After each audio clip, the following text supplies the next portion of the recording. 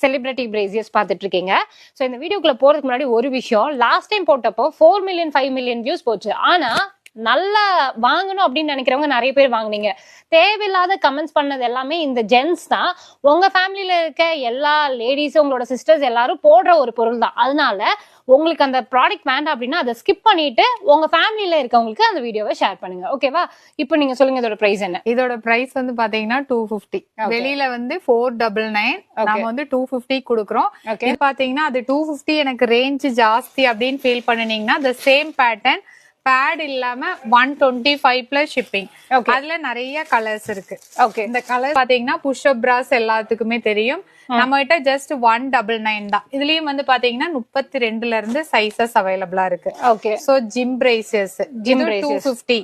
So இதெல்லாம் தாராளமா நீங்க எடுத்துக்கலாம்.